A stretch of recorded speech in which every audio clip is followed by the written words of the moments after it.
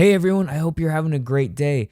So if you're like me, you're excited for season 3 of The Mandalorian, and you might even be preparing for it by watching season 1, season 2, and those couple episodes of the Book of Boba Fett in order to prepare for season 3. In an effort to help you with that preparation, I've put together all of my season 2 breakdowns of The Mandalorian into one long video for you to watch. Now, unfortunately, I wasn't doing YouTube during season 1 of The Mandalorian, so I have no breakdowns there. Anyways, I hope this long video helps you as you prepare for season 3. I'm super excited for this. We're going to be doing breakdowns, all sorts of videos on it. I might even do some watch parties. I haven't really had luck with those in the past, but I also haven't really been consistent with them. So if that's something you'd like to do, then maybe we can talk about that as season 3 gets closer, doing some live watch parties. Anyways, I hope you enjoy this video. If you did, leave a like. If not, that's okay too. We'll still be friends. I hope you enjoy this hour-long breakdown of season 2. I cannot believe how exciting every moment of this episode was.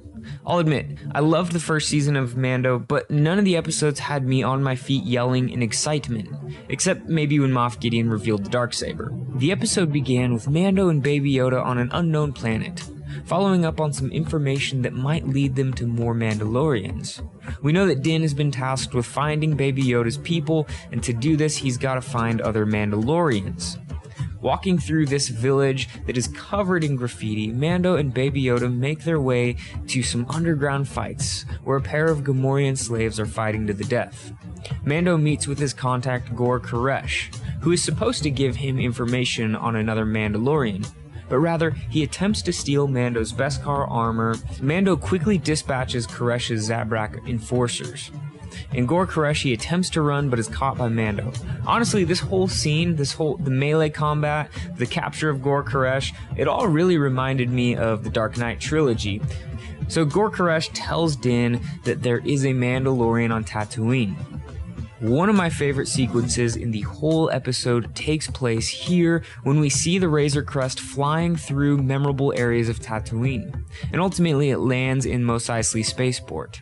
This really felt like a return home to Star Wars. The rest of the episode takes place on the desert planet with twin suns. But in addition to many nods to what we already know of Tatooine, we also get to experience new aspects of the iconic planet.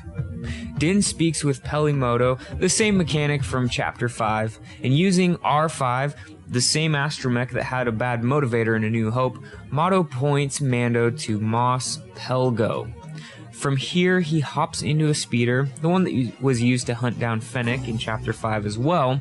Mando speeds towards this old, abandoned mining town. Well, not really abandoned. As he approaches the eerie town, he sees many faces that are clearly worn out and tired. We even get to see Sam Witwer here. He enters a cantina where he asks about a Mandalorian. At this point, Boba Fett appears in the entrance of the cantina. Okay, well, it's not Boba. Rather, it's a man wearing Boba's armor. But the way that they move the camera really makes you think they're about to reveal Boba Fett. Mando is obviously not thrilled that this man is wearing Mandalorian armor. The man turns out to be Cobb Vanth, a lawman from the Aftermath series. And just before the two men are about to engage in an old-fashioned shootout, the ground shakes, as a massive creature moves under the sand through the city and straight toward a grazing bantha. The massive creature is a crate dragon. Cobb Vanth tells Mando that if he helps to kill the crate dragon, he'll give Mando the armor back. Now, we've seen crate dragons before, or at least the skeleton of one. These are massive reptilian creatures that live on Tatooine, and these creatures strike fear even in the Tusken Raiders. The two, along with Baby Yoda, set out on speeders to hunt down this crate dragon. Side note, it looks like Cobb's speeder is actually part of Anakin Skywalker's old pod racer, repurposed to be a speeder. I thought it was really cool and was definitely not expecting that. Din and Cobb are stopped by hound-like creatures called Massives. These are the hounds that are used by Tusken Raiders.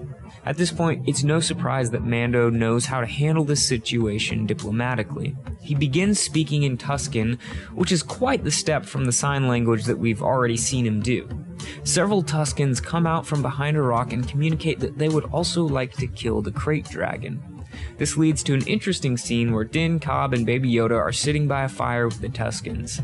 I mentioned earlier that this episode would give us a fresh look at Tatooine, and the way that Sand People are treated in this episode is probably one of the most interesting parts of the story to me.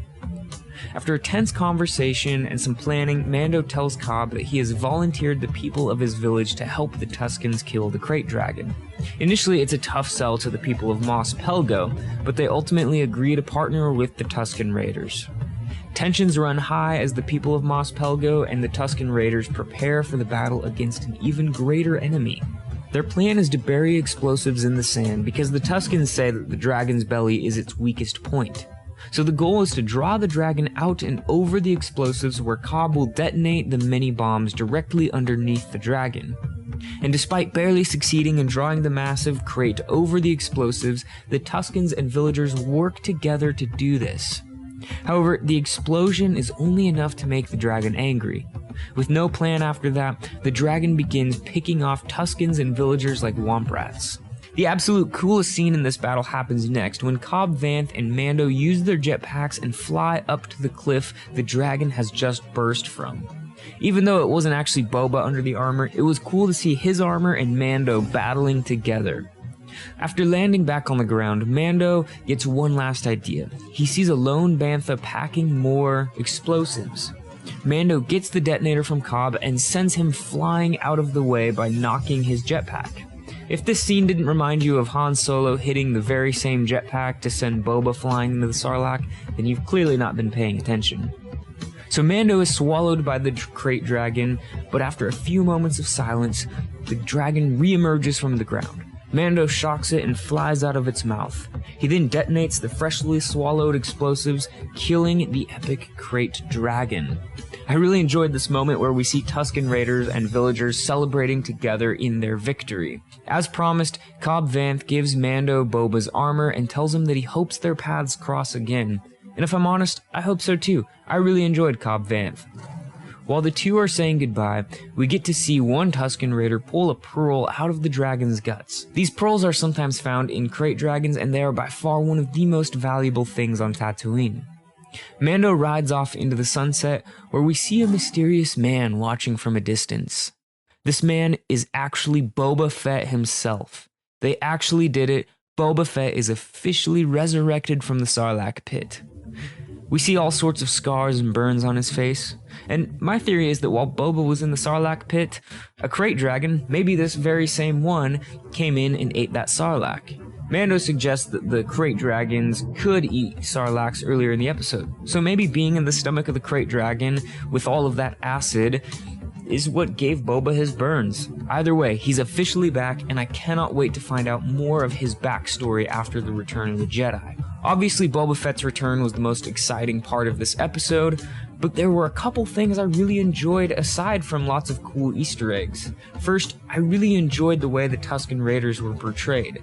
I felt we got a glimpse of them as people who are not inherently evil creatures as we've seen before, but rather people who simply are a product of their environment, the unforgiving Dune Sea.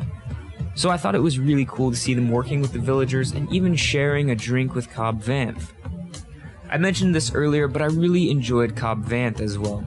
For those of you who are unfamiliar with him, he's a minor character in the Aftermath series. For the most part, the story of Mos Pelgo and Vanth in this episode held up to the story that was told in the books as well. The introduction of a minor character from a book series to live action was really cool to me. I'm a big fan of Star Wars books, so anytime they utilize that content on screen, it's usually pretty exciting to me. There is so much to unpack in this episode, but there were also many YouTubers and other sources, each tackling different aspects of this episode, so I won't try to cover everything. I just want to share my breakdown and initial thoughts with you all. I hope you enjoyed the episode, and have a great rest of your day. I'll do a breakdown of the episode and then give my quick review towards the end of the video. The episode begins with Mando and the child speeding across the Dune Sea.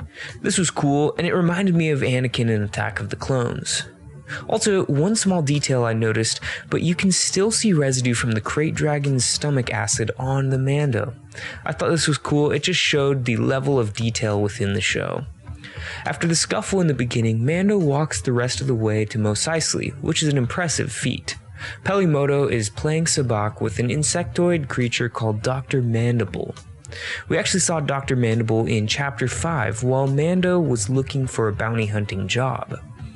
After winning the game of sabacc, Pelimoto is primed to give Mando his next lead in finding more Mandalorians.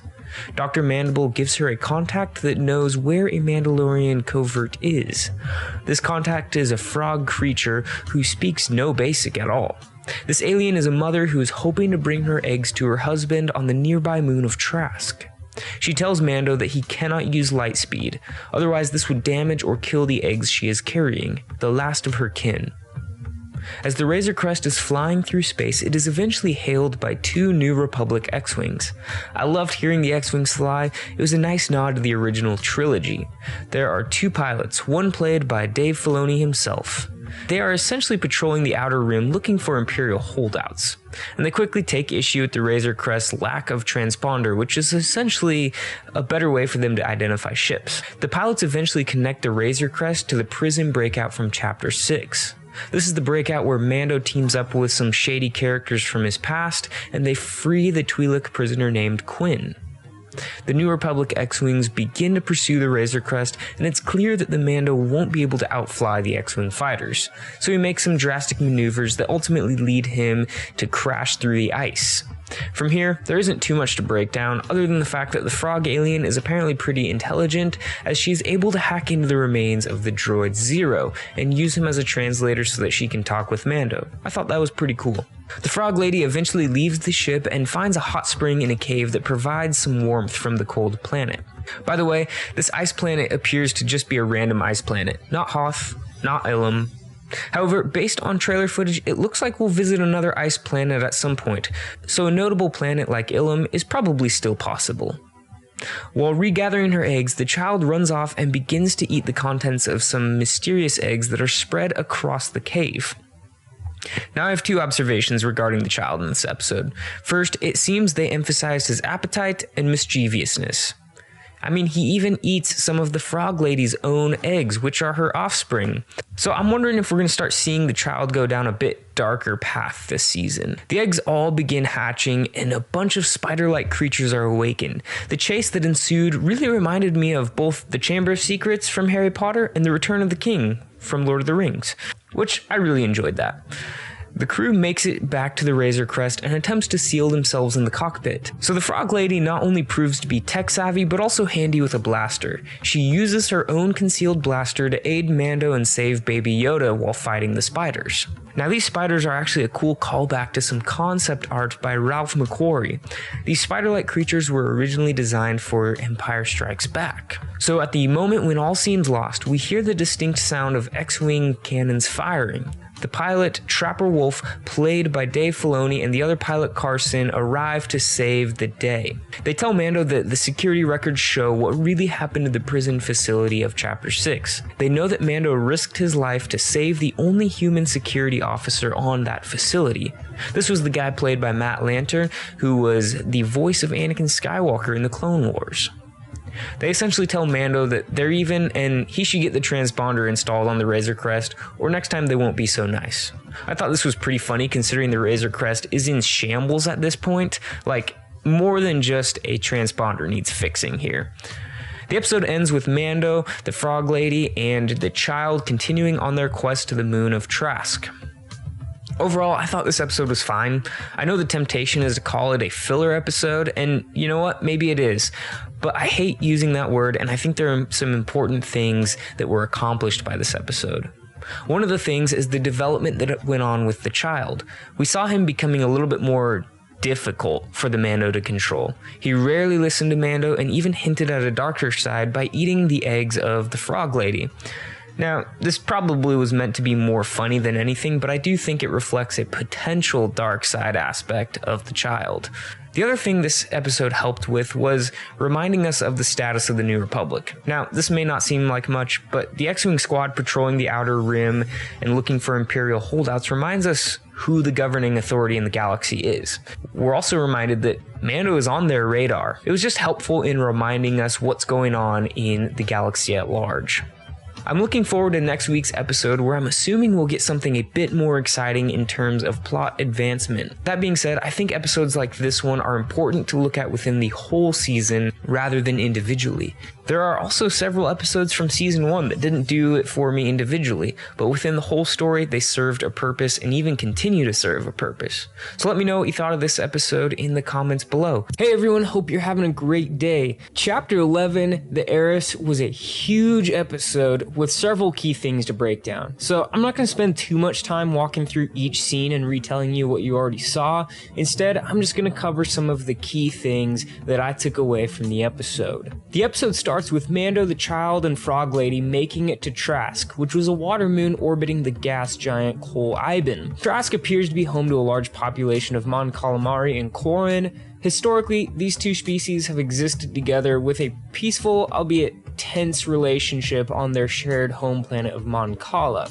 So even though this isn't Mon Cala, they seem to be existing in a similar fashion. As promised, Frog Lady's husband, Frogman, tells Din that he should go to the inn for more information on the Mandalorians that he has seen on Trask. So Din and the child, they're linked up with a Quarren fisherman who offers to take him to the Mandalorian cohort. This really just ends up being a ploy for him and his buddies to steal Mando's Beskar armor.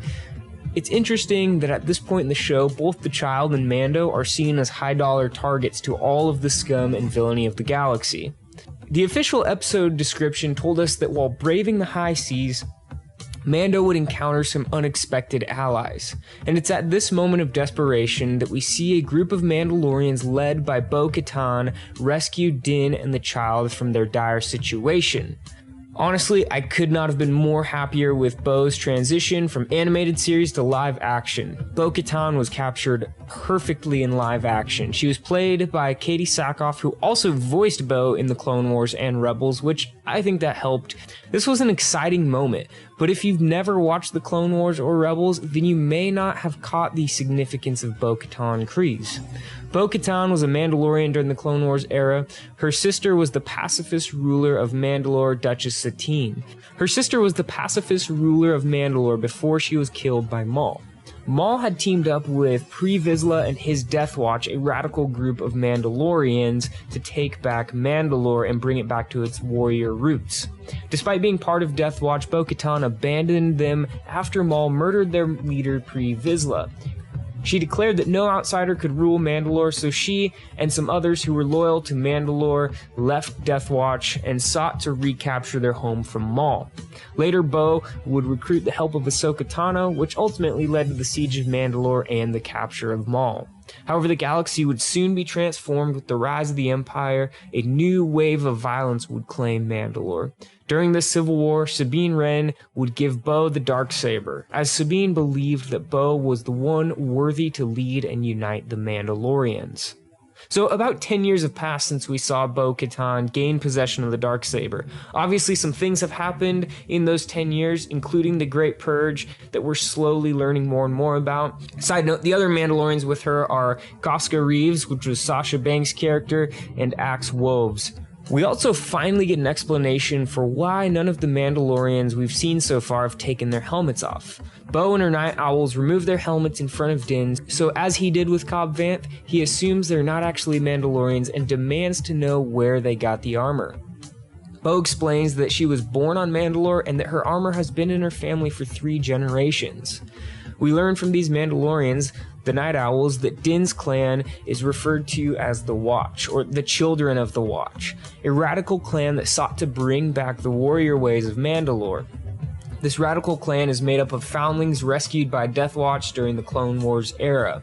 Part of their radical way includes the rule to never remove one's helmet in front of others. While this was a rule for Din's clan, it wasn't one that translated to the rest of Mandalorians. Bo tells Din that she can give him information about a Jedi she knows in exchange for his help. So after leaving the child with the newly reunited Frog family, Din goes with the Night Owls on their mission to hit an Imperial freighter full of weapons. The mission provides some incredible action sequences as the Mandalorians absolutely trash the squad of stormtroopers on the ship. We learn that this mission is part of Bo's larger plan to retrieve the Darksaber from Moff Gideon and take back Mandalore. We don't know all of the details of how Gideon got the saber, but I think it's safe to say that he and Bo-Katan have some beef. Like I said earlier, I'm excited for the story behind the Great Purge and basically these 10 years since we last saw Bo-Katan.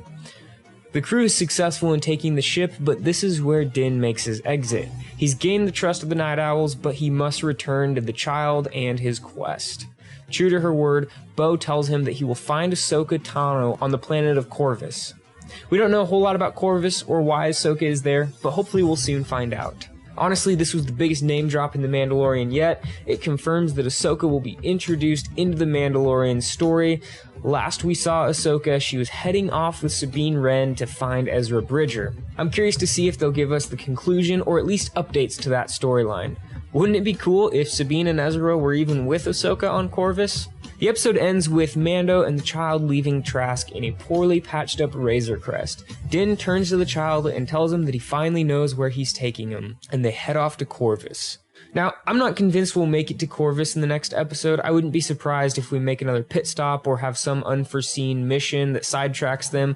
Either way, we're headed towards seeing Ahsoka Tano in live action, and I couldn't be more excited. I loved this episode for many reasons, but seeing Bo-Katan brought to life and the name drop of Ahsoka were right up there with the Boba Fett reveal for me. I think it's likely we'll see Ahsoka and Bo-Katan even team up to liberate Mandalore once again. Let me know what you thought of this episode in the comments below. Today's episode was far from a boring pit stop or a filler episode. There was a plethora of important stuff in Chapter 12, so let's jump in. The Father of the Year award does not go to Din Djarin. It's pretty clear that Din is not prepared to be a father, and that's been a reoccurring theme throughout this season. I don't have kids of my own yet, but I can't imagine a scenario where I'm sending a toddler to reroute wiring. The episode kicks off by showing us that the Razor Crest is in no shape to complete the journey to Corvus and Ahsoka Tano. So Mando and the child make a pit stop on Navarro where they're reunited with some old friends. In the next scene, we get to see Cara Dune taking out a gang of Aqualish, who, believe me, just don't like Cara Dune. This fight took place in the old Mandalorian hideout on Navarro, and we also learn that Cara Dune has become the Marshal of Navarro. Navarro has changed a lot since Season 1, where it used to be a hub for the Bounty Hunters Guild and a plethora of scum and villainy. It's now been transformed into a peaceful settlement due to Greef Karga and Cara Dune's leadership. This leads us to the major plot of the episode. While Din has some free time on his hands, as it'll take a while for the Razor Crest to be fixed, Karga and Cara Dune request that he help them take out an old Imperial base. This is the base where all of the stormtroopers and Moff Gideon came from at the end of Season 1. They believe that the base is operated by a skeleton crew and it is just waiting to be ransacked by black market sellers, so they hope to destroy the facility before all of the heavy weapons are found and integrated into the black market. However, it becomes pretty clear that there is more going on in this empty base. In addition to more stormtroopers than anticipated, the team discovers that this base is actually a lab being used for what appears to be some sort of cloning project. And this is the most important part of the episode. After setting the base to explode, the crew stumbles on some scientists who are wearing the same uniform as Dr. Pershing from Season 1. They fail to adequately destroy the information before being killed by Mando and his crew. The recovered information plays a 3-day-old holo transmission from Dr. Pershing to Moff Gideon. He mentions things like M counts, failed blood transfusions, and the child. Now, the interesting part of this is that M count is most likely referring to midi-chlorians, which we first learned of in The Phantom Menace. I've been wondering, what are midi-chlorians? Midi-chlorians are a microscopic life form that resides within all living cells. They live inside me. Inside your cells, yes. And we are symbionts with them. While the subject of midi-chlorians is complicated, a basic understanding of it suggests that an individual's midi-chlorian count within their blood seems to have an effect on their ability to connect with and harness the living force. Qui-Gon talks about Anakin having a higher midi-chlorian count than even Master Yoda after he takes a blood sample from a young Skywalker. My guess is that Dr. Pershing and his team are attempting to use the high M count of the child to give these volunteers, as they're called, a higher M count and therefore higher force sensitivity or abilities. Something of that sort. But the implications of this are huge for the scope of Star Wars. We know that Palpatine was working on cloning, and that is how he was able to return in Episode 9. I've always thought that one goal of this show would be to bridge the sequels and the original trilogy, at least in some capacity. It could be that we're seeing the beginning stages of the cloning work that will bring back Palpatine and create Snoke. There's even a moment when the crew is staring into a vat and sees a mysterious figure that really does look like it could be Snoke, and with a theme that sounds eerily similar to Snoke's theme playing in the background, it certainly seems like they're at least making a connection to the cloning work we see in Episode 9. Though it is possible this figure is an early attempt at creating Snoke, it's not confirmed yet, so we can't hold to that as fact. In addition to a sequel trilogy connection, this episode takes us into some strong Star Wars Legends territory. We know in Legends that Palpatine returned through cloning as well, and that there were many catastrophic failures throughout the process of cloning such a powerful Force user. I think it will be really interesting to see where this goes. In Season 1, we speculated that Dr. Pershing was a cloner based off his emblem that was a callback to the Kaminoans. This episode answers many of those early speculations, but it also gives us more questions. From here, the episode plays out in a chase that had several nods to the speeder bike chase in Return of the Jedi. And a couple interesting things happen when everyone returns safely back to town. The New Republic is there, specifically the same X-Wing pilot who helped Mando escape from the spider infestation. Now at first, it appears that this pilot is following up on the destruction of the old Imperial base. Greef even makes a comment about why the New Republic even bothers with the Outer Rim if the Empire couldn't even settle it. However, the pilot says a couple of things to Cara Dune, who was a rebel veteran.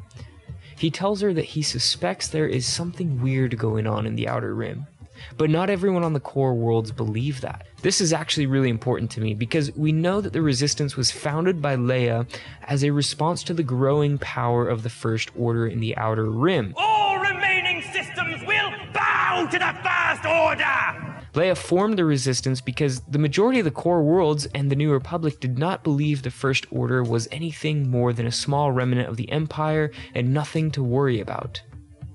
So this pilot sharing his suspicions with Cara Dune seems to be another bridge from Episode 6 to Episode 7.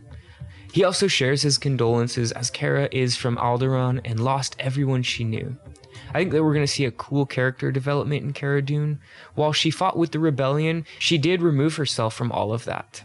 Wouldn't it be cool if Cara Dune becomes an early part of the Resistance? The last big thing we see is that Moff Gideon had hired someone to put a tracker on the Razor Crest. Now, this creature appears to be the same species as the Sith assassin Ochi of Bastoon, who killed Rey's parents, and I wonder if there actually will be any connection to Ochi later, or if this was just a random alien of the same species. Moff Gideon is standing in a room that has some mysterious, dark, almost mechanical-looking figures being prepped for what we can only assume is the mission to reacquire the child, or as Gideon refers to him, the asset.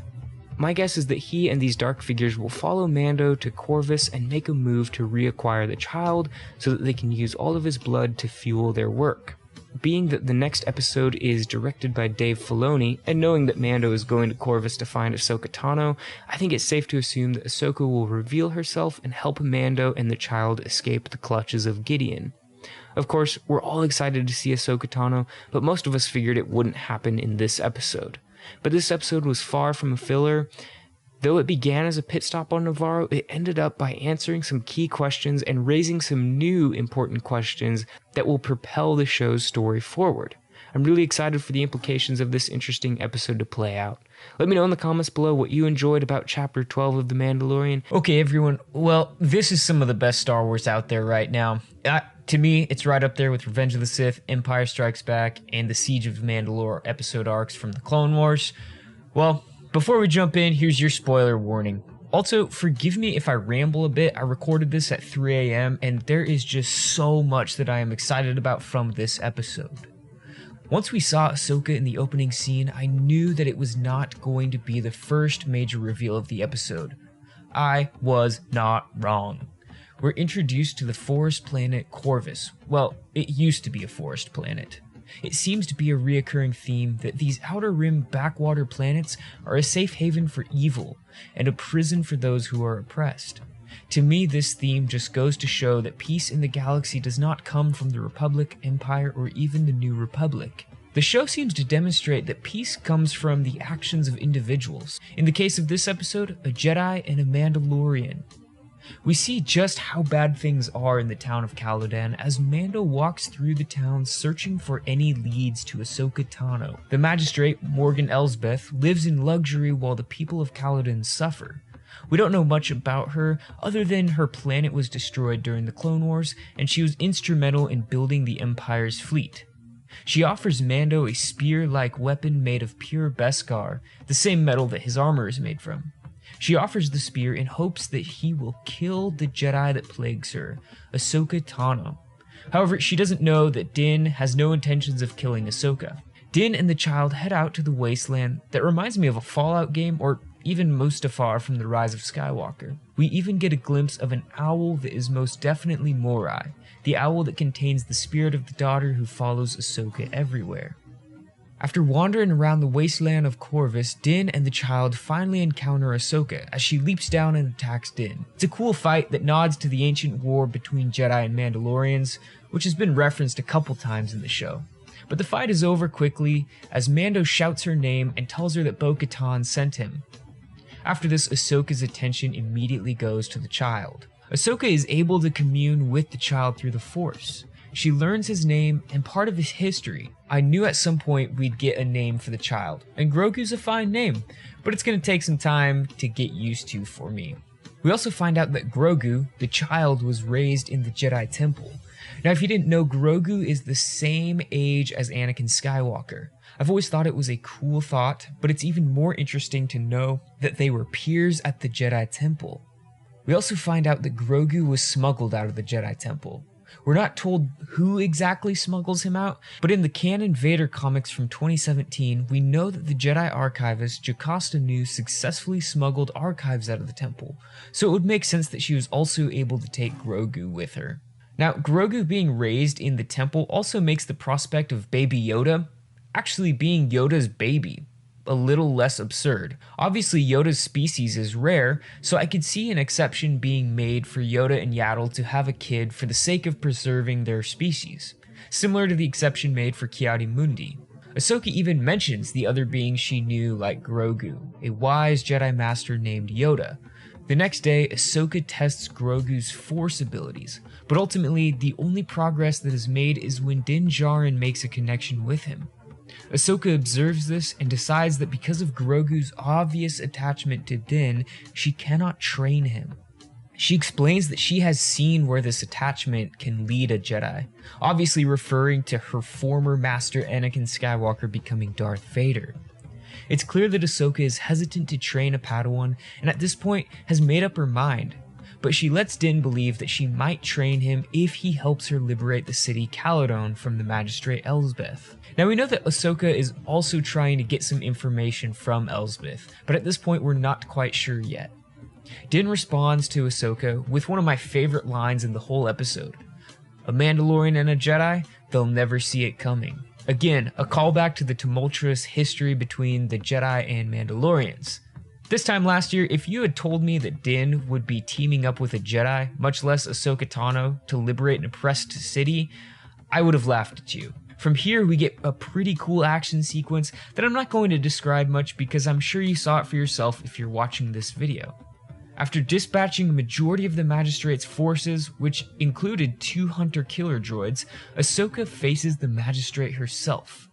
This was probably my only complaint of the episode. Even though Ahsoka was fighting to keep her alive for information, I found it hard to believe that Ahsoka would be disarmed by this random woman. But hey, even Ahsoka told Din not to underestimate Magistrate Elsbeth. Ahsoka eventually returns the favor though and disarms the Magistrate. She then asks the question that I did not expect to hear at all. Where is Grand Admiral Thrawn? Seeing Ahsoka in live action was perfect. Getting more information on the child, Grogu, was great.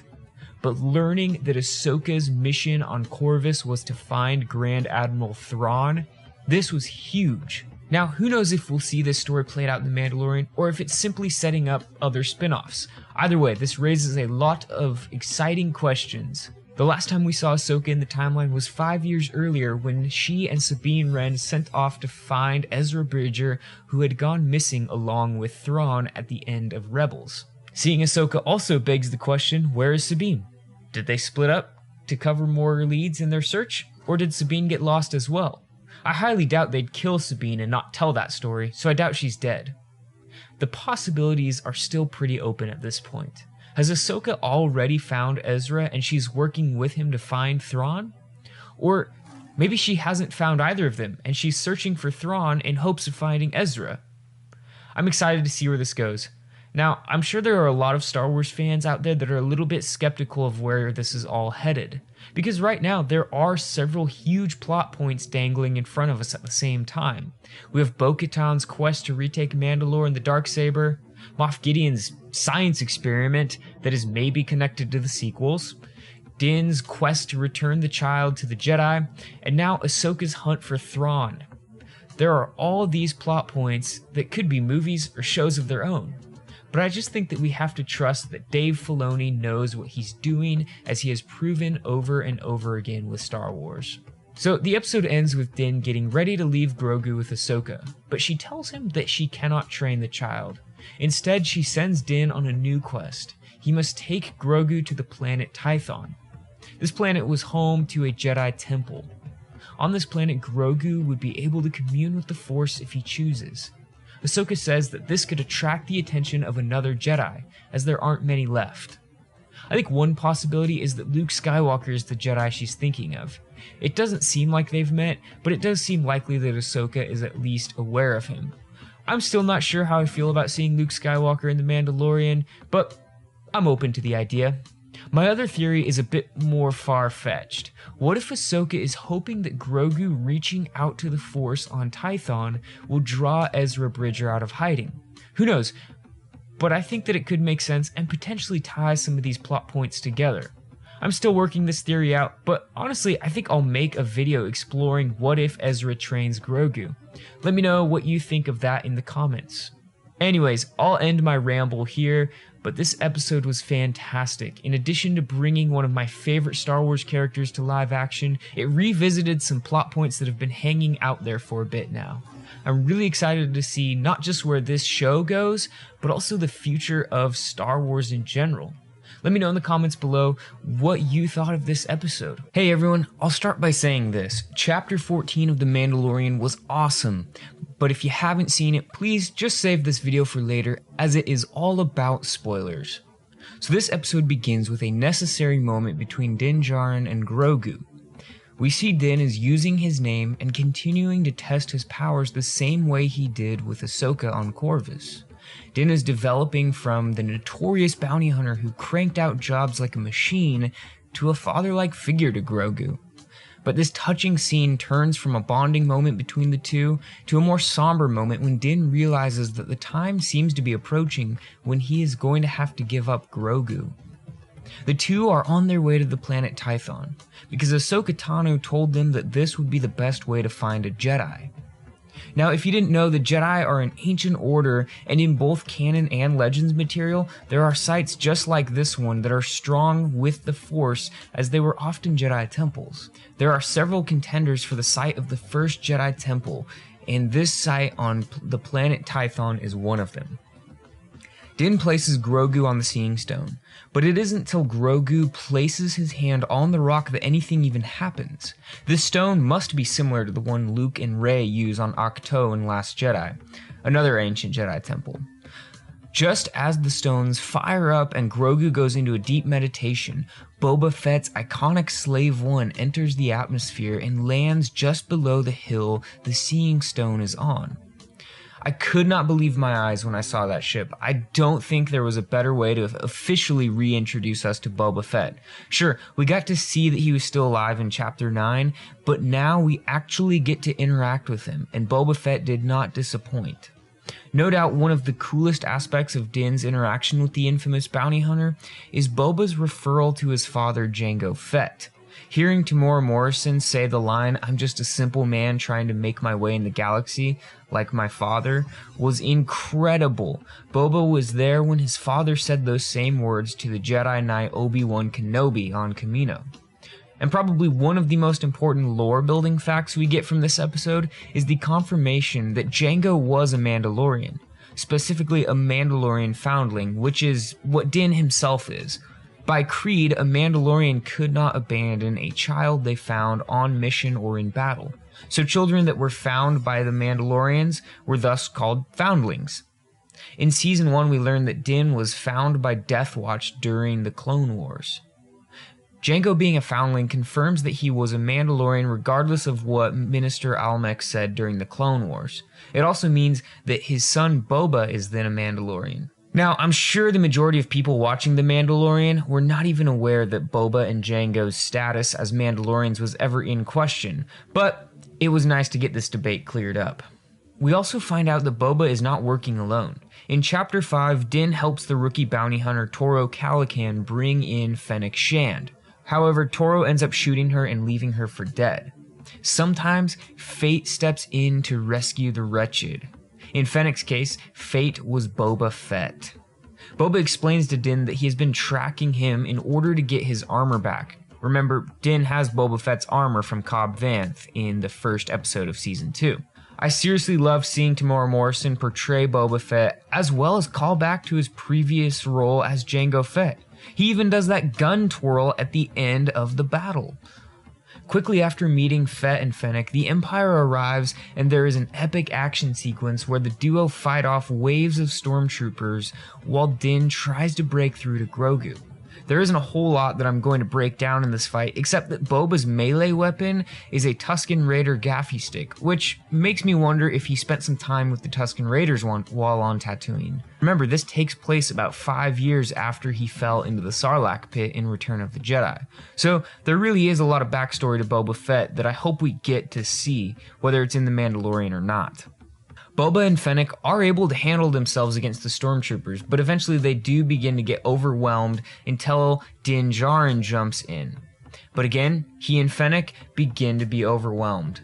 Until, that is, Boba drops from the sky. He's now wearing his iconic armor that he got from the Razor Crest. After blasting some troopers with his knee shotgun, how epic was that? The stormtroopers retreat to their transports only to be blown out of the sky. Just when victory seems at hand, things turn sour quickly though when the Razor Crest is blown to smithereens by an Imperial cruiser. The stormtroopers were clearly just the first wave to make a way for the real threat, the Dark Troopers.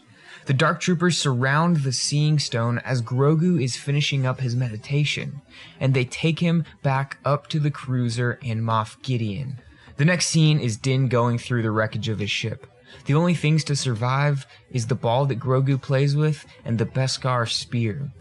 One of these items gives him the hope that he can bring Grogu back, and the other item gives him the means to stop those who took him. Thankfully, Boba seems to be an honorable man and not only provides Din a ride off of Tython, but he and Fennec also pledge to help Din until Grogu is safely returned to him. I really enjoyed Boba Fett in this. He wasn't just epic in a fight, but it was clear that he had grown to become a man like his father Jango. Now, Jango Fett was a bounty hunter who often served people like Count Dooku, but he always had the reputation of being an honorable man. After his death, young Boba meets several individuals who lament his father's death, highlighting that he was honorable. But I think Boba sets down a slightly darker path of anger between Attack of the Clones and even up to his tumble into the Sarlacc pit. Boba had made more of a name for being cold and ruthless, especially if you look at some of the comics. But it seems that the past 5 years between the Sarlacc pit and his role in The Mandalorian have changed Boba. Anyways, that's just a thought on my part. Slave 1 lands on Navarro 7 where Din talks to Marshal Cara Dune. We found out that she had become the marshal of the town in Chapter 12, but now she is a marshal operating under the umbrella of the New Republic. She has to play by the rules now.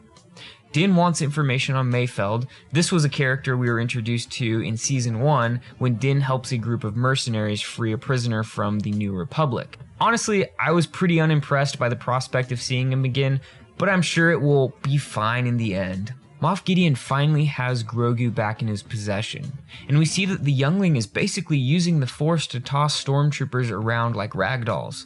Now, I know a lot of people watched this scene and immediately connected this to the theory that Grogu will become a dark side user, and sure, maybe this is foreshadowing a darker path ahead for Grogu.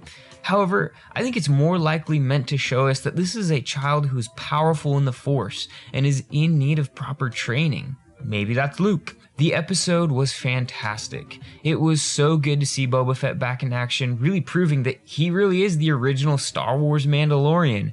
With 2 episodes left of the season, I'm assuming Din will assemble a team of characters that we have met over the course of the season to go and rescue Grogu and confront Gideon.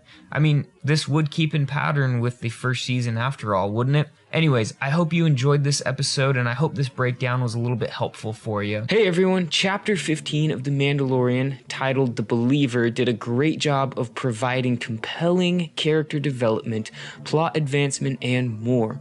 But before we continue, here is your spoiler warning. So if you've not seen the episode, go do that.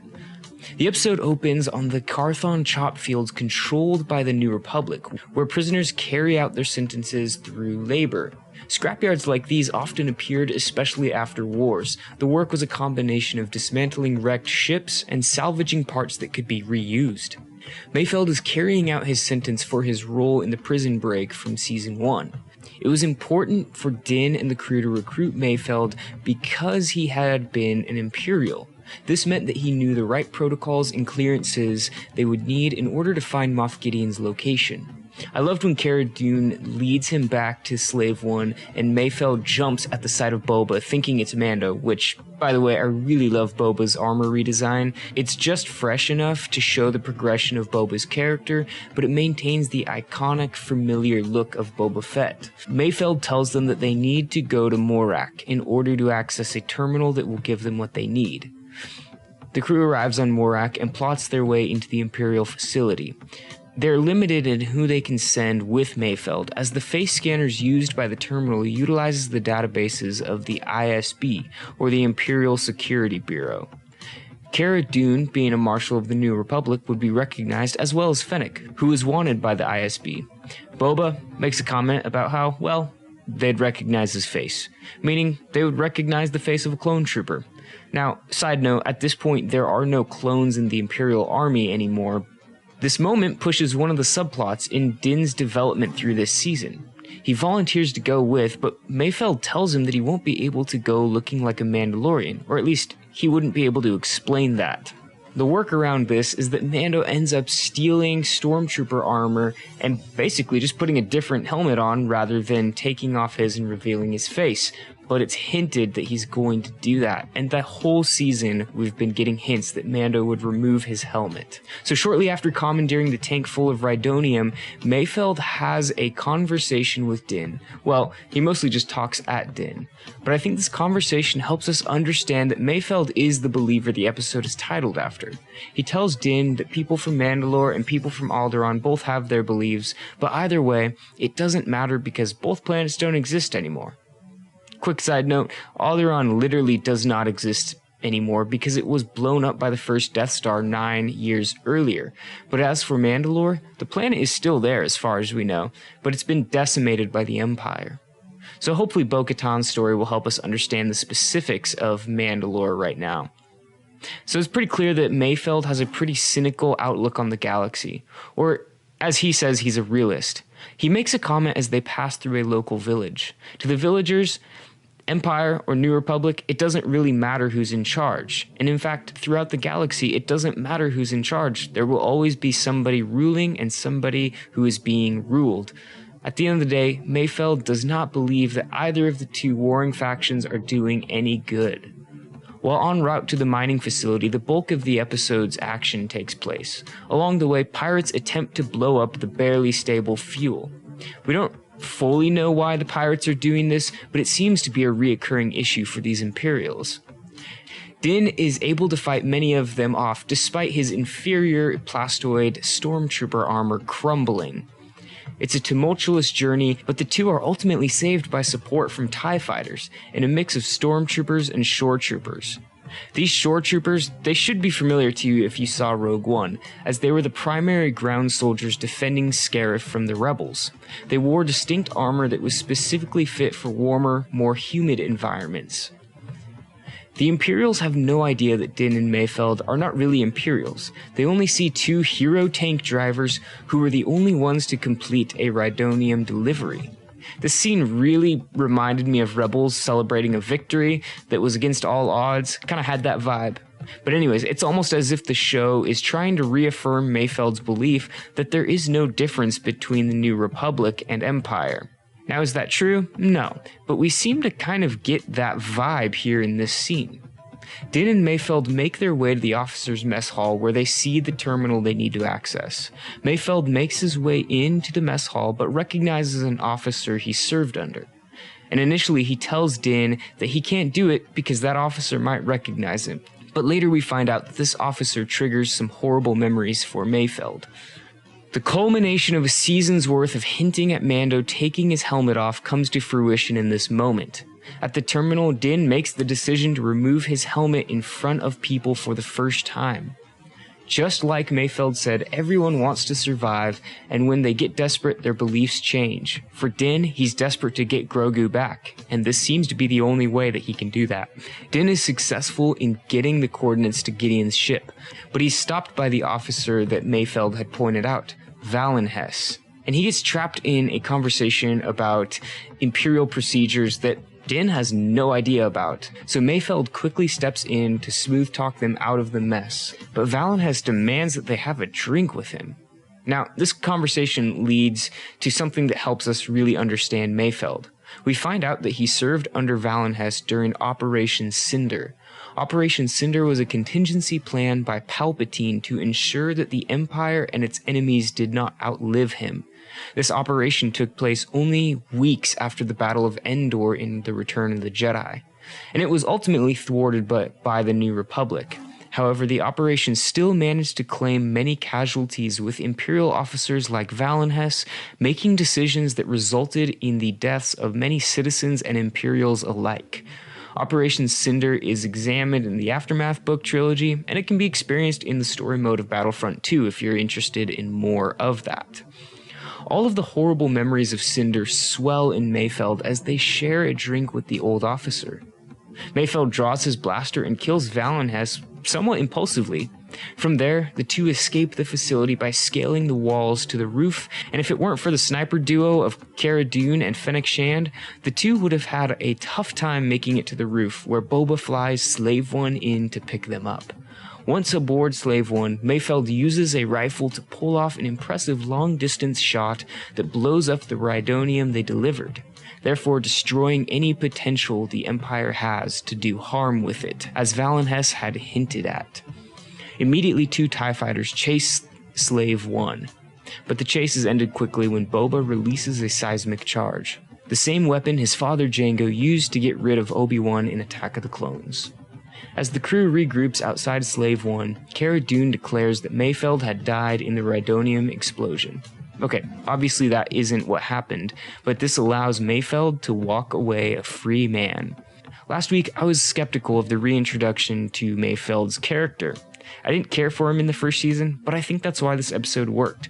We got to see Mayfeld go from a skeptic who had experienced the evil of the Empire and therefore didn't believe in anything. So I've seen a lot of different interpretations to what the episode's title, The Believer, referred to, and I think it refers to Mayfeld believing that people can make a difference in the galaxy. I think this goes in line with the theme of this season especially. We've met a whole cast of characters who are each doing their individual part to fight evil in the galaxy. We don't really see the big factions like the Empire or even the New Republic doing much in the way of improving the galaxy. But actions of people like Cobb Vanth, Bo-Katan, even Frog Lady have shown us that the change in the galaxy comes from individuals. Mayfeld got to experience this in his own way during the episode, and therefore I think he became a believer that people and their beliefs and their actions can make a difference.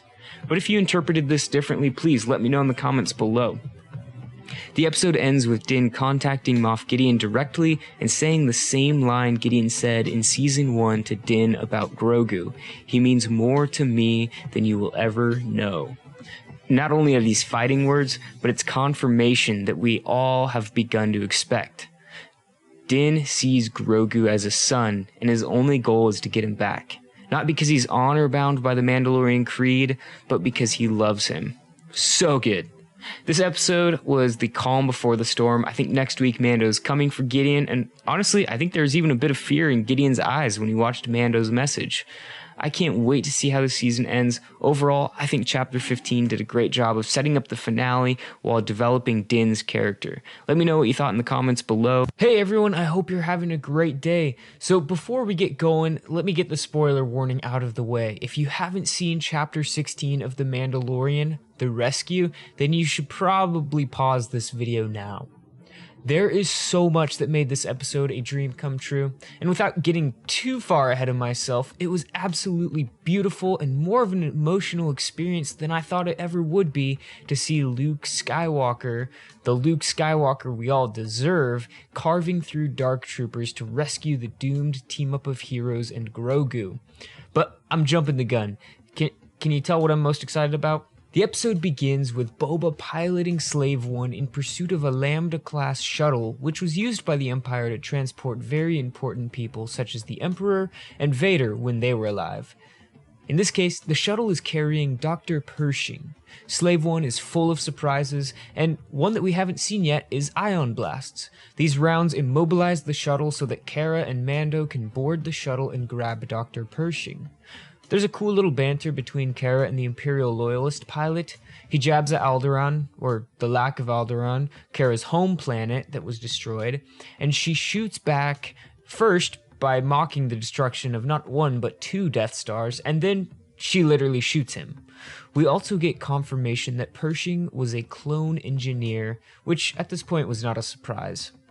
After grabbing Pershing, who provides vital information about Grogu's location on Gideon's light cruiser and the garrisoned dark troopers, the crew take the commandeered shuttle and Slave One to find Bo-Katan and Koska Reeves.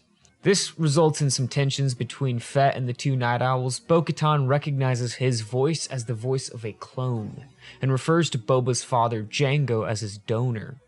For those of you who haven't watched the prequels, or it's been a really long time, Jango Fett was the man who donated his DNA to create the clone army that would ultimately be used by the Galactic Empire to purge the galaxy of Jedi. Apart from his pay, which was considerable, Jango demanded an unaltered clone that did not have the growth accelerators that was placed in every clone. These accelerators essentially made it so that the Kaminoans could create full-grown clones in half the time it would take for a regular man to grow up. Jango raised his unaltered clone as a son. This was Boba Fett. It's for this reason that Bo-Katan considers Boba to be a disgrace to his armor. Obviously, Boba is not one to be trifled with, and a fight between Fett and Reeves breaks out. Bo puts an end to it, saying that had they fought the Empire like this, they would not have lost their planet Mandalore. And by the way, Boba makes it pretty clear that he does not care much about Mandalore. The rescue team resembles exactly what I was hoping for, minus Ahsoka, but I'm not too surprised there. But anyways, they hatch a plan to infiltrate Gideon's ship, and the plan is simple. The crew will pilot the Lambda shuttle as if they are Imperials under attack, while Boba uses Slave One to make the attack look convincing. This will allow them to fly into the cruiser through the tunnel used to deploy TIE fighters. While Din sits back, the women go forward, creating a diversion for him to sneak in and grab Grogu. As always, the action sequences are fantastic. We saw in Chapter 15 that Fennec and Cara Dune are an effective duo, and that pair-up was made even better with the addition of Bo-Katan and Koska Reeves. They handle the stormtroopers with ease. Other than Cara Dune's gun jamming, their part of the plan went off without issue. Din's portion is a little bit more complicated. He barely makes it to the bay that keeps the dark troopers. I forgot to mention that these are Phase 3 dark troopers. Over the course of time, the Dark Trooper technology had produced soldiers that were so formidable that pretty soon the weakest part of the Dark Trooper was the soldier inside the armor. So Phase 3 eliminated that weakness by creating elite droids with blaster-resistant armor. The drawback is that they drew too much power to keep them activated at all times, and therefore it takes a couple minutes for them to activate. Din's goal was to reach them and seal the door so that they couldn't get out before they were fully powered. He is just too late though, and one makes it out. Din is barely able to handle this Dark Trooper, and if it weren't for the pure Beskar armor, Din would be smashed between a wall and the fist of a Dark Trooper. None of his weapons do anything except make the Dark Trooper mad. That is, until he stabs the Beskar spear through its head. Din ejects the remainder of the platoon of Dark Troopers into space, but this won't be the last we see of them. From here, Din finally makes it to Grogu's holding cell, and to nobody's surprise, Moff Gideon is waiting for Grogu. He tells Mando that he has everything he needs from the child, that he only wanted to study his blood. He tells Din that he can take the child if he promises to leave. But this turns out to be a lie to get Din to let his guard down, because Gideon knows that he is no match for Din in a fair fight. Wielding the Beskar spear, Din fights Gideon, who wields the Dark Saber. Beskar is meant to be lightsaber resistant, but it's not lightsaber proof. We see that the spear is heating up during prolonged points of contact, and I imagine over more time, the saber would have cut through the Beskar spear. After Din defeats Gideon, he takes Grogu, the Darksaber, and the Moff to the command bridge, where the rest of the rescue team have gathered. Bo-Katan sees that Mando has the Darksaber and is clearly not happy. She was supposed to be the one to defeat Moff Gideon and claim the Darksaber. Without going into too much detail, the Darksaber was essentially the keys to the kingdom. The one who possessed it had the power to rule Mandalore. It was a necessary tool for Bo to unite the Mandalorians and take back their planet. Traditionally, one came into possession of the ancient lightsaber by defeating its previous owner in combat. Moff Gideon says it's not the saber that has the power, it's the story behind it. This provides an interesting tension though, because the last time we saw Bo-Katan with the Darksaber, it had been given to her by Sabine Wren, willingly. If it's been given to her before, then what is the problem with Din simply handing it over, as he was more than willing to do? To be honest, I'm not sure. But don't make the mistake of seeing this as a plot hole. There are a couple explanations that I can see. First, Sabine gave the Darksaber to Bo-Katan so that she could lead the Mandalorians and unite them. But that never happened. The Mandalorians are never united after Sabine gives the Darksaber. Could it be that Bo-Katan took the saber hoping that it was all she needed to rule, but then she was met by resistance from other Mandalorians because there wasn't a story of triumph behind her possessing the Darksaber? It wasn't really hers according to tradition. In a sense, Bo has tried using the Darksaber to unite after it was willingly given to her, and it didn't work. So it could be that she's intent on wielding the Darksaber the right way this time. And, well, that would require taking it from Din. The other explanation I could see is that the first time she got the Darksaber, it was already rightfully hers. We know that Sabine found it on Dathomir when she and Ezra found Maul's hideout, and Maul had been the last one to possess it after he killed Pre Vizsla. But perhaps since it was Bo's leadership that defeated Maul and his forces during the Siege of Mandalore, she was the rightful owner of the saber. Enter Moff Gideon, who takes it from her at some point after, requiring that she start all over again and retake the saber. That second explanation feels a little out there, but my point is, there's more going on here than just plot holes. While the whole room is watching the struggle play out, will she fight Din or not, the Dark Troopers re-enter the cruiser. Before long, there is a whole platoon of Dark Troopers punching through the blast doors of the bridge, and Moff Gideon says that everyone but him and the child will soon be dead. Considering that Din could barely handle one of them, I think Gideon was certainly right. When all hope seems lost, a lone X-Wing flies into the cruiser hangar. At this point, I jumped out of my seat. I knew that wasn't just any X-Wing. Red 5 had just landed in the hangar. Security cams show a hooded figure striding through the halls of the cruiser, and suddenly a green lightsaber ignites and begins carving through the Dark Troopers. Luke Skywalker has come to save the day. This is the Luke Skywalker I wanted from the sequels. Luke in his prime, saving the day. I also really loved how much his lightsaber combat resembled his father's, Anakin Skywalker. Maybe it was the hood, but I was really reminded of Anakin on Mustafar as he cuts through the Separatist leadership in Revenge of the Sith.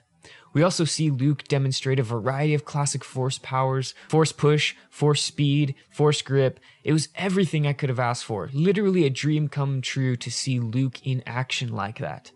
As he enters the bridge and removes his hood, I was glad to see a de-aged Mark Hamill.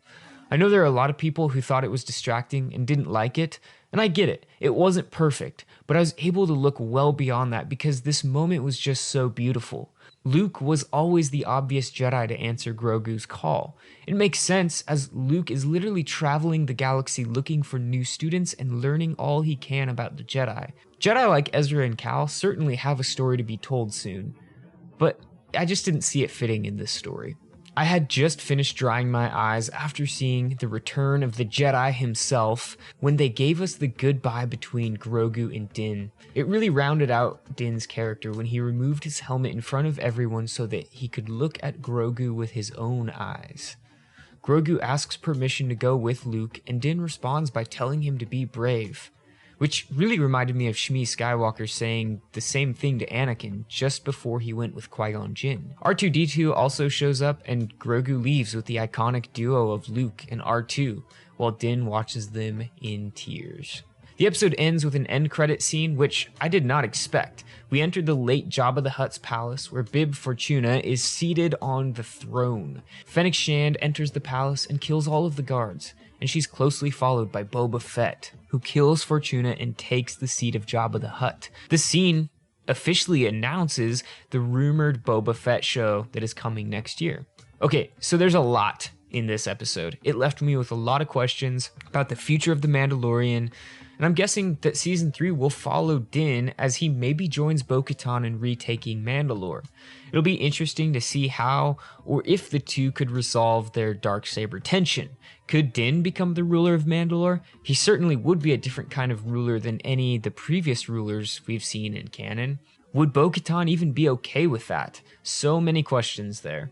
But to me it makes sense that they finished this storyline, the retaking of Mandalore, the uniting of Mandalorians. It makes sense that they finished that storyline in The Mandalorian. So my guess is that's where Season 3 will be headed. And who knows, we might get some glimpses of Grogu and Luke again, but probably not a lot. So I wonder what will happen to the dynamic between Grogu and Din. Season 1 and Season 2 was all about them and their dynamic, but they've clearly parted ways now, and honestly, I'm excited to see what happens with this significant shift in the show's story. I loved this episode. It was the most exciting Star Wars to me since Revenge of the Sith. I cannot thank Jon Favreau and Dave Filoni enough for being Star Wars fans, loving Star Wars, and respecting the story of Star Wars so that they could tell the best story possible. Tell me your favorite part of this episode, or really your favorite part of Season 2 in the comments below. I'll catch you in the next video, and as always, may the Force be with you.